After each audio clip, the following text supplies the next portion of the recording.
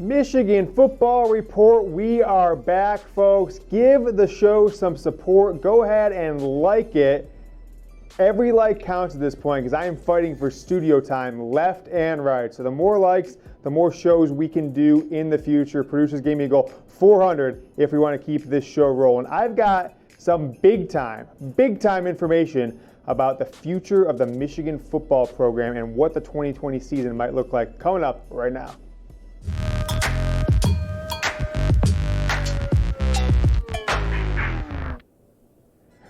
Welcome back, folks. We've been off for 3 or 4 weeks. I got people tweeting at me, Instagram DMs. James, say it ain't so. Did you catch the big C? No, I didn't catch the big C. Totally healthy, but I also haven't been tested, so who the hell knows these days? Had some other priorities, no spring practice, been focusing on some of our other shows, but I got some information I've got to get in your hands. You see it right there. Talk about the 2020 schedule. Has the Washington game been canceled? I put this out on Twitter on March 4th as like a keep this in mind. There's some conversations going. I'm giving this one 3 Harbaugh heads. I want to give it 3.5 Harbaugh heads, folks, but you guys know we have not been able to figure out how to give it a half Harbaugh head. Wait a second. Look at that. You producers back there, I got a whole team of guys behind the screen. They created the half Harbaugh head, 3.5 Harbaugh heads. I'll tell you why it's not a full 4 FACK here coming up. So I got a source, and I think, I got this source late last night, read it this morning.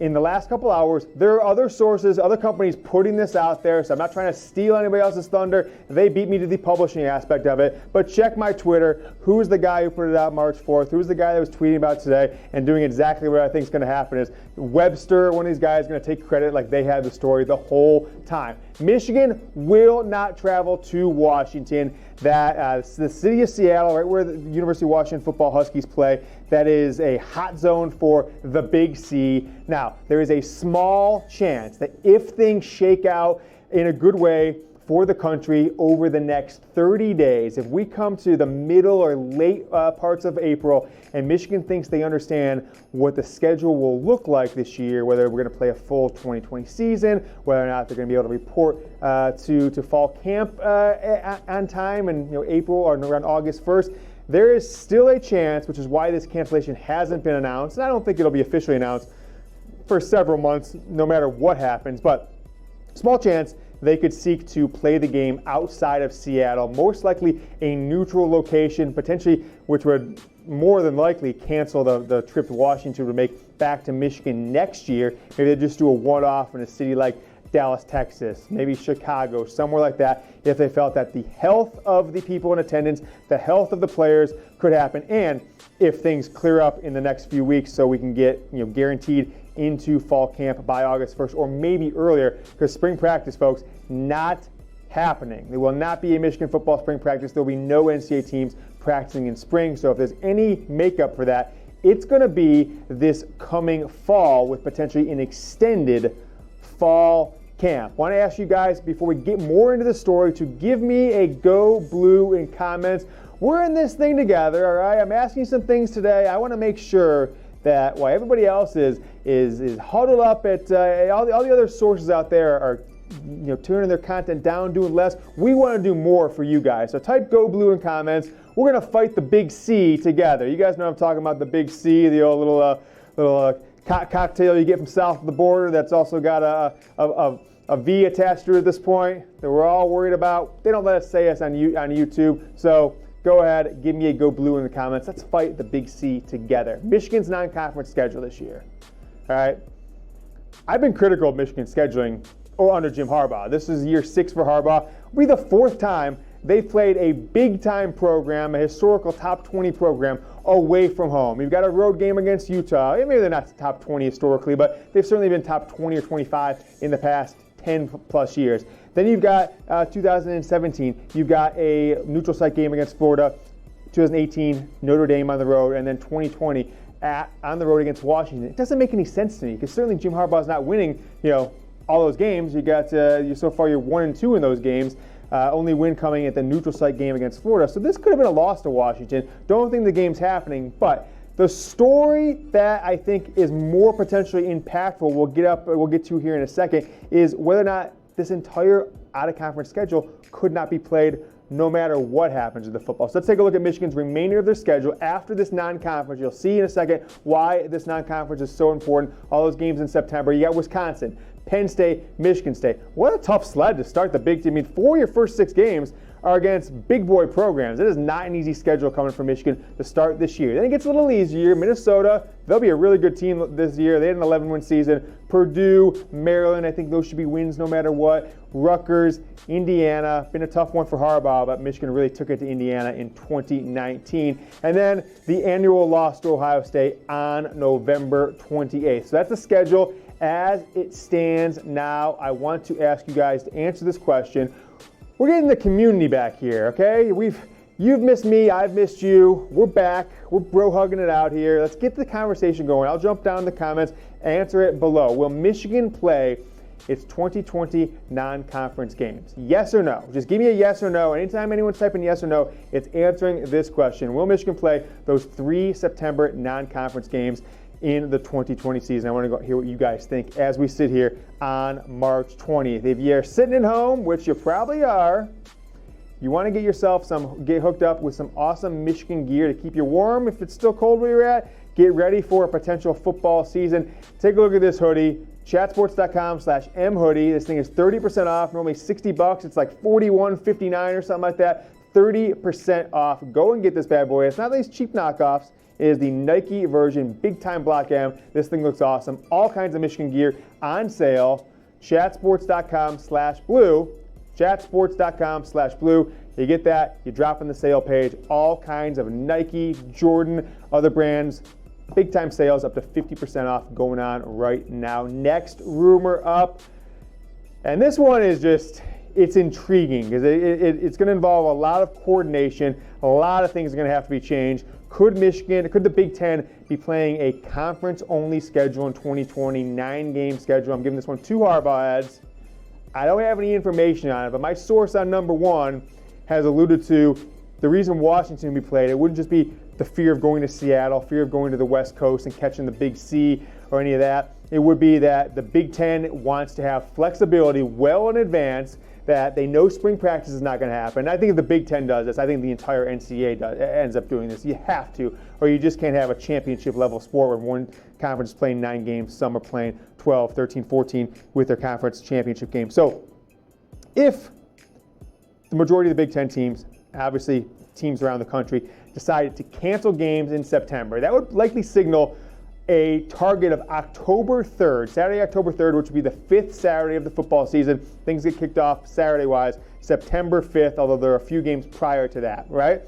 If they got to the point where they thought October 3rd would be the start of the season, that gives them 9 weeks straight where the Big Ten could play games, and all conferences could play games. Now, the Pac-12 plays 10 conference games in their schedule, so they might have to. They don't. There's the Pac-9. Who's the Big Pac-12? I thought the Big 12, the Pac-12 play 10.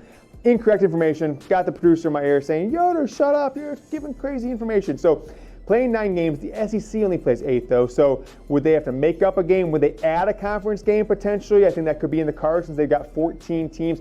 2 Harbaugh heads on this one. If they started on October 3rd, the 5th Saturday of the year, Michigan would have to play 9 straight games to fill a full Big Ten schedule without pushing back a championship week, without pushing back the Heisman Trophy, without potentially affecting the bowl season. NCAA will consider, now again, this is a lot of speculation to get this point, but we are great dot connectors at the Michigan Football Report. If they push back the season to start in October, the NCAA will consider and is going to have to consider a longer fall camp, and that's kind of what's going into this. Teams are missing spring ball.